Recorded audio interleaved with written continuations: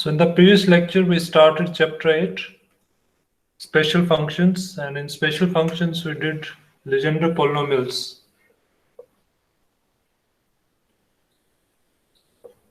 Legendre polynomials. Let's recall the main points before we do some problems.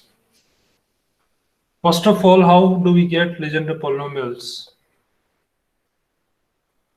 The differential equation x square minus 1 y double prime plus 2xy prime minus n into n plus 1 y equal to 0. This particular differential equation, where n is a constant, is called Legendre's differential equation. Its particular solution can be obtained in the form of hypergeometric function, and that hypergeometric function reduces to a polynomial when n is a non-negative integer. Which polynomial? Pnx. We have a shortcut formula for writing that polynomial. Pnx equal to 2 power n factorial and a derivative of x square minus 1 power n. We also call it Rodrigues formula.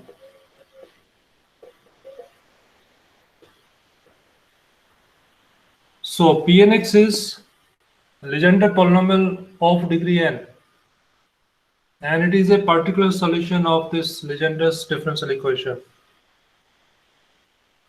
Its value at x equal to 1 is always 1. We know this property. After that, what we did, some properties of Legendre polynomials. One property, very important property, its integral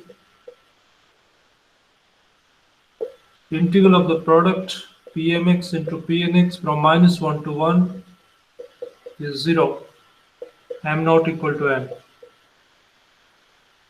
Second,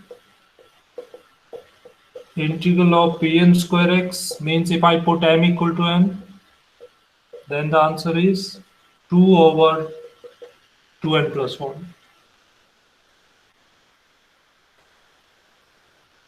This is Legendre differential equation. This is a particular solution of the Legendre differential equation known as Legendre polynomial of degree n. Its value at x equal to 1 is 1. After that, two important properties of Legendre polynomials. This is the orthogonal property, in fact. Integral of the product Pmx into Pnx over minus 1 to 1 is always 0. And integral of Pn square x is 2 over 2n plus 1. I told you some more points about Legendre polynomials.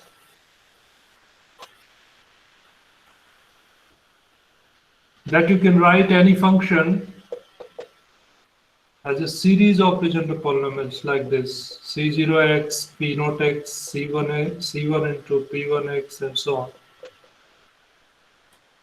How to obtain these constants? Do you recall that formula?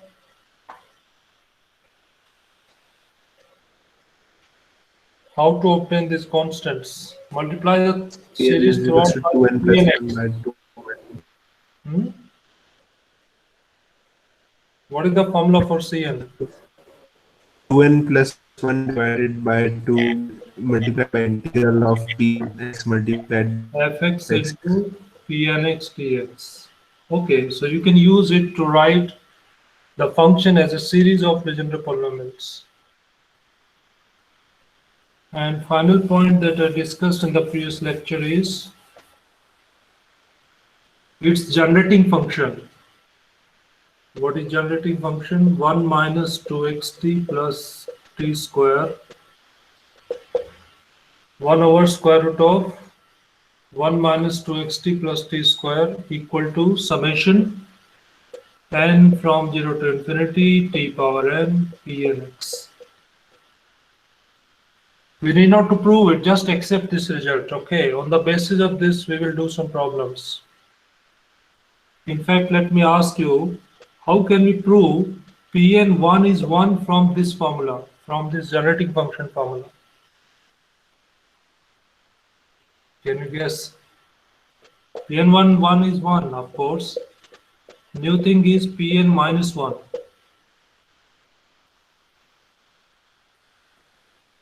Can you obtain these two values from this?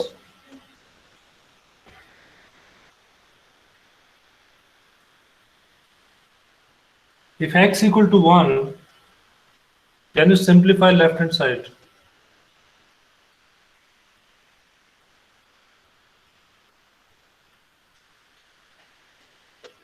At x equal to 1, what is this? T minus 1 whole. It is equal to 1 minus x is 1. So it is 1 minus t whole square. If you take that thing to the numerator, it is minus 1, right? Yes, sir. This you can write 1 plus t square and so on. In summation form also you can write 0 to infinity t power n. So if you compare these two, what is p and x? P and 1. 1. P and 1 is clearly 1. What is p and minus 1? In case of p and minus 1, if you put x equal to minus 1 here, you get 1 plus t power minus 1. Alternative plus minus. Minus plus minus. This time what is here? Is it minus 1 power n?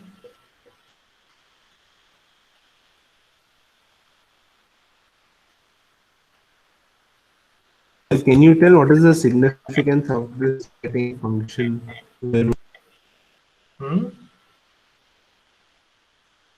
Can you repeat? What is the significance of this generating function? You are saying that we are able to get values of Legendre polynomials. There are some standard formulas. Okay, it's the algebra. Let's do it. Let's do the algebra of Legendre polynomial. Legendre polynomials have enormous applications. Okay, that's why these are studied in detail. This formula can be established. On the basis of this formula, we are deriving some particular values. We are trying to establish something. Pn1 is 1. Pn minus 1 is from this.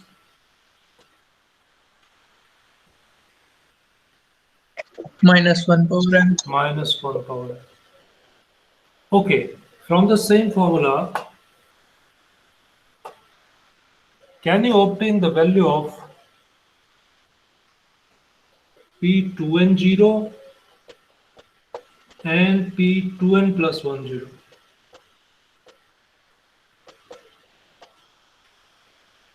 Can you do this exercise yourself and tell me your answers?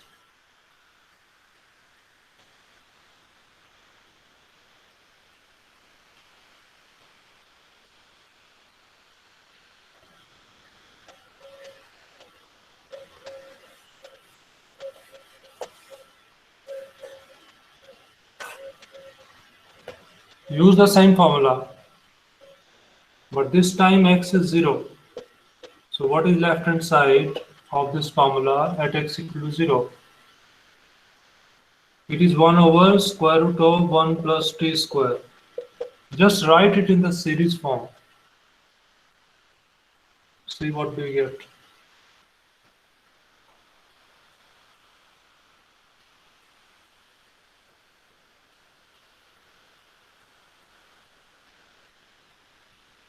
One plus t square power minus half. Correct? If you expand it, you get 1 minus 1 by 2 t square plus 1 by 2 into 3 by 2 over 2 factorial t power 4 minus, you understand after that?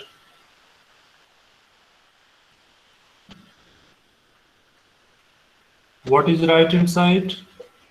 You have solved left hand side. What is right hand side at 0?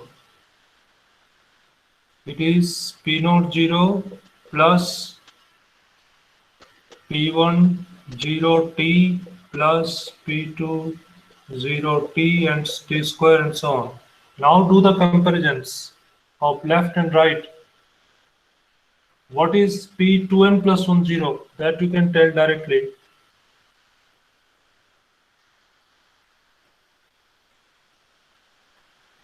What is the coefficient of odd power of t? This is odd, right? So 0. And with even, you can generalize this. P0, 0 is 1.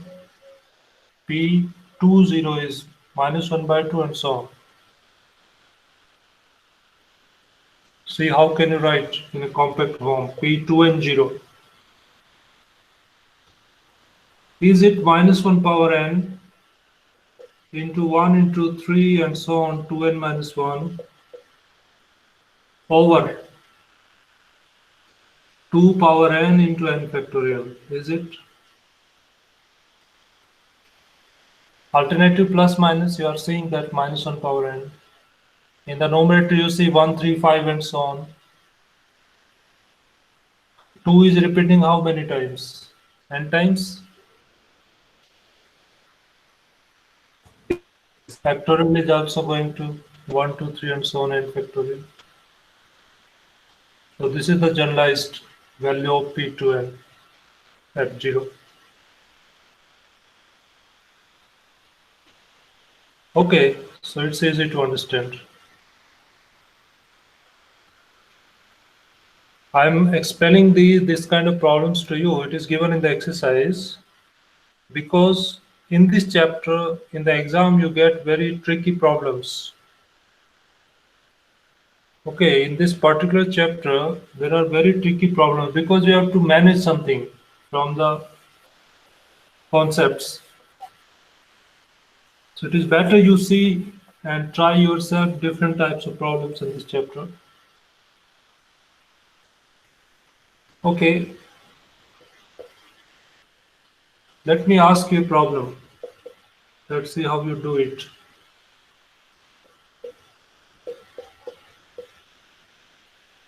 Integrate p5x minus 1 to 1 x cube minus 2x square plus 1. Can you do it?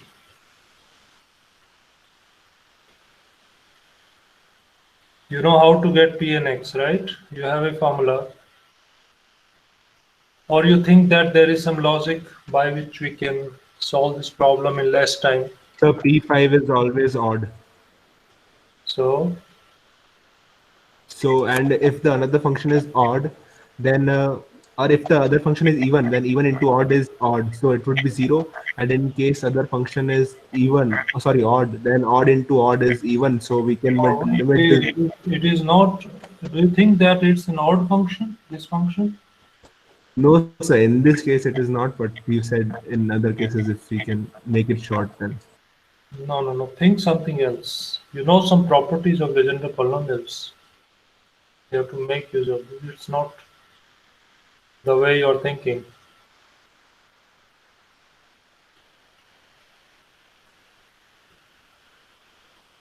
Can somebody tell me the approach to do it? We can express it in form of p1x, p2x, and so on. Yeah. Then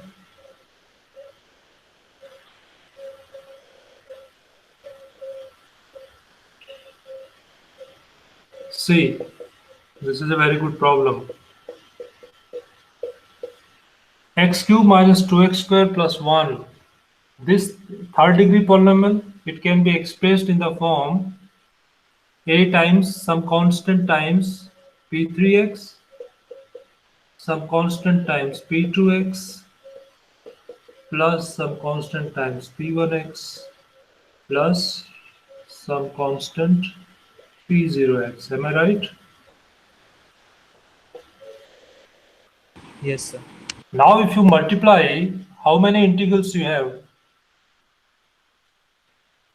4 integrals, a times p5x, p3x, minus 1 to 1, plus other 3. What is the answer of this integral? Why are we writing in terms of a P3x. I'm asking what is the answer of this integral, then you'll understand. 0.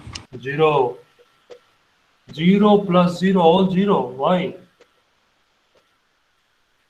Because you know this property, whenever you multiply to different Legendre polynomials and integrate from -1 to 1, answer is 0, isn't it? Now you understand why I expressed it in terms of P3, P2, etc. So point is that you have to make use of the properties. You have to work smartly. Otherwise, these problems are very tricky. So even if I put here P100, no problem. Answer would again be 0. I can make it 90. Right?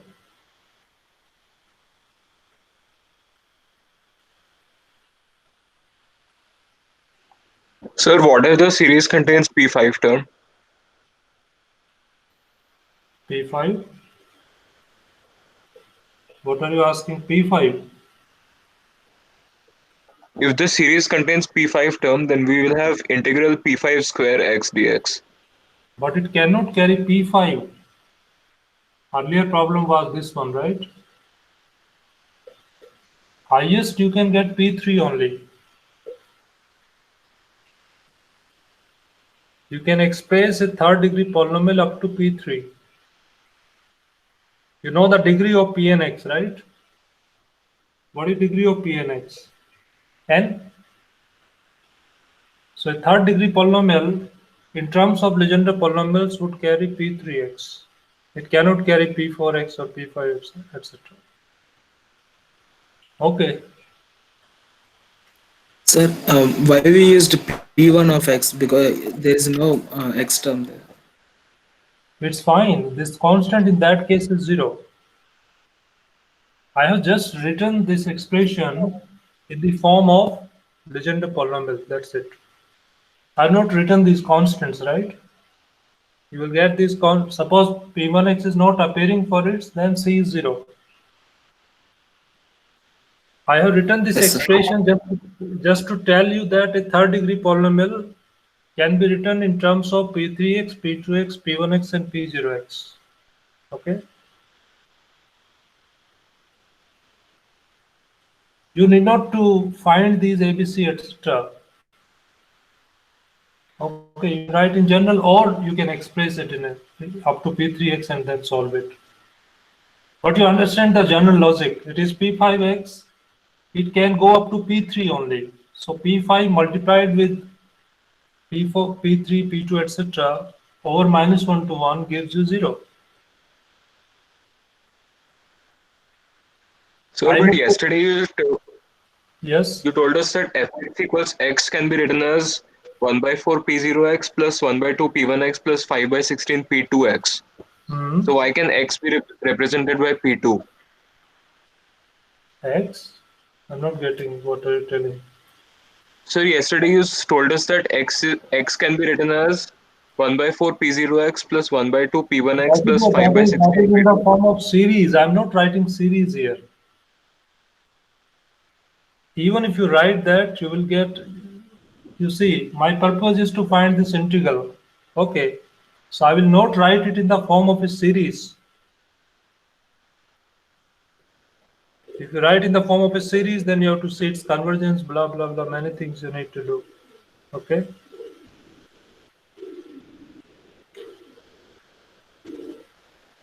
I think you got the idea that how to solve this kind of integrals. What if I make it x power 5? What will you concentrate to solve it? 2 upon 2 and plus 2. You will focus on what you get in P5, right? Here. Yes, sir. You will not bother about the remaining terms. You know that when P5x multiplied with the remaining terms, you will get 0. So this kind of problems are good, especially when you will write your quiz or some other test paper.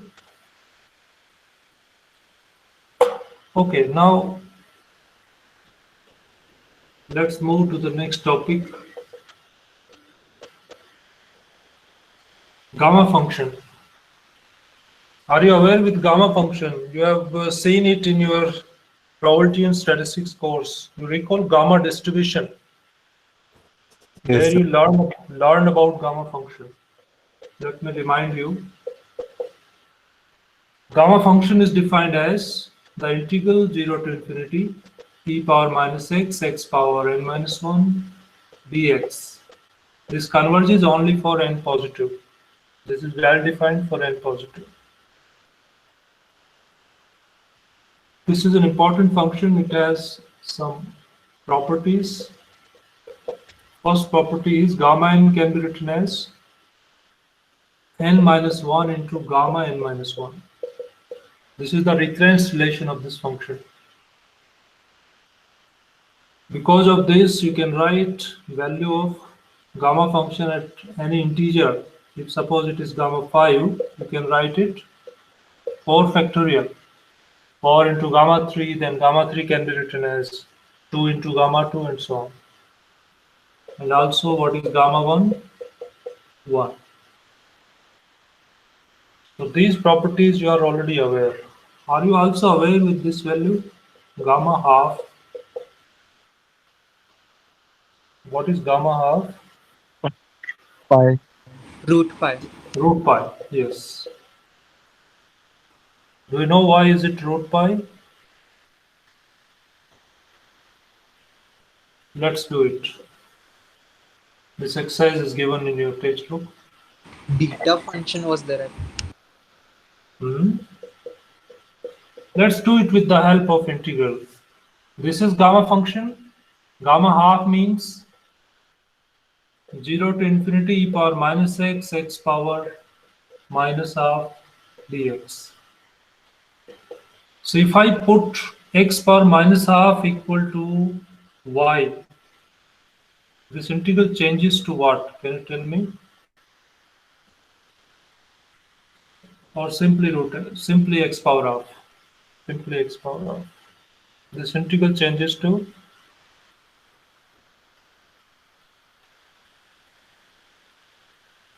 limits are unchanged. E power minus y square dy. Am I right?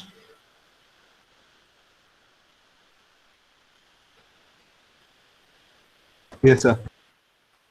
But we cannot solve this integral, so we have to apply some trick to get gamma half. Let's see what is that. This will test your older concepts. Let's solve gamma half square. I can write it 4 times double integral 0 to infinity e. So why can't we take minus y square is equals to some t, so that we can use that formula integral of e ki power x into x is equals to e power x to x Okay, into the minus 10. You try that. I don't know that thing. If you get it, very good. Let's follow this one. Gamma half square is this double integral, right? Gamma half is this. I have written another gamma half, multiplied the two. I'm getting this double integral. Now, can we solve this double integral? What is the region of integration here? First quadrant. You know, directly it is not solvable. Polar coordinate. Polar transformation you can use, yes. In polar coordinates, this is first quadrant. In polar coordinates, you put x equal to r cos theta, y equal to r sin theta. So what are limits of r theta in the first quadrant?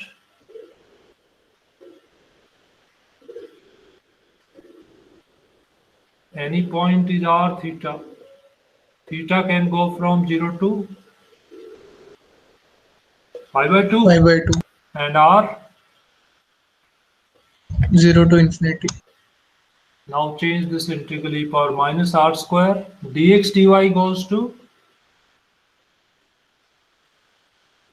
You have done it in mathematics 1. R dr d theta. R dr d theta. What is R here? Jacobian of this transformation, right? Okay, so you are getting R dr d theta. Now can you solve it? Because now the inner integral is solvable with respect to R. Put R square equal to something and simplify it. Okay, do it yourself further. See what do you get in the end.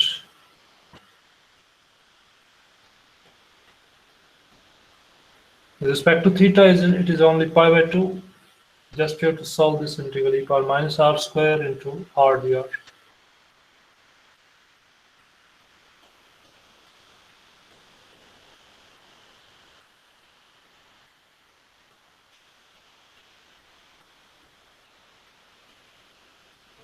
I Pi.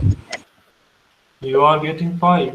So this your solve left hand side is gamma half square. It means gamma half is root pi. Okay, so what is the advantage of this? Suppose you have gamma 7 by 2. You can exactly write its answer 5 by 2 by reconciliation, 3 by 2, 1 by 2, then gamma half. Gamma half is root pi. So an integer divided by 2 can be solved. Yes? every value. Wouldn't the value remain same for the other value? Say 7 by 3. Are you saying this? Yes, sir. In that case, you have to do it numerically because it is the numerical integration problem. Okay, exact values are available when the fraction is means numerator is divided by 2 or for integers. For other values, you have to estimate it numerically. All right, so this all is when n is a positive real number. This integral means this gamma function integral is convergent when n is positive. Can we define gamma function when n is less than equal to 0? Yes, how we define that? See carefully. Gamma n when n is negative but not an integer is defined as gamma n plus 1 over n. I will tell you the reason why we define like this. For the time being, just see this definition. N is negative but not an integer. Then gamma n is this. This is the extended definition. Originally, gamma function is this for n positive. No problem in that integral. But to extend the definition to the negative range, gamma n is defined as gamma n plus 1 over n. And here, n is not equal to 0, minus 1, minus 2, etc. Now you'll be thinking what to do if gamma is some non-positive integer. In that case, we define it infinity. So you can say this is the overall definition of gamma function. If n is positive, this integral. N is negative but not a positive, means not 0, minus 1, 2, etc. Gamma n plus 1 over n.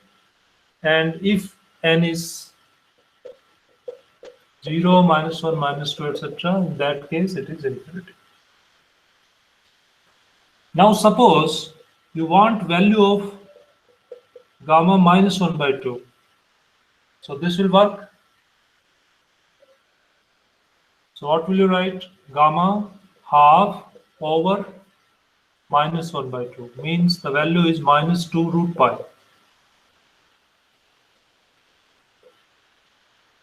Got it?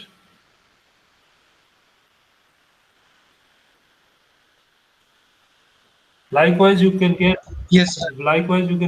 gamma minus 3 by 2. What is gamma minus 3 by 2? Put here. So means making use of what is gamma minus 3 by 2? You get gamma minus 1 by 2 over minus 3 by 2. But gamma minus 1 by 2 is already obtained. You can use it here. So going backwards, using the positive values of gamma n, you can get all the values. Okay, this is how it is solved. But if n is 0 or a negative integer, then take it infinity. So this is the overall story of gamma function. It's useful because in the next lecture we will discuss about Bessel functions. And when I will describe Bessel functions, we will understand why gamma n is defined infinity when n is this 0, -1, -2, etc. Okay, in that case, actually, reciprocal of gamma function will appear. So in all cases, gamma 1 over gamma n is well defined. Reciprocal means in the limit this is 0 when n is 0, -1, -2, etc. Okay, so you will need gamma function in the Bessel function. So we will begin gamma function in the next lecture tomorrow. Okay.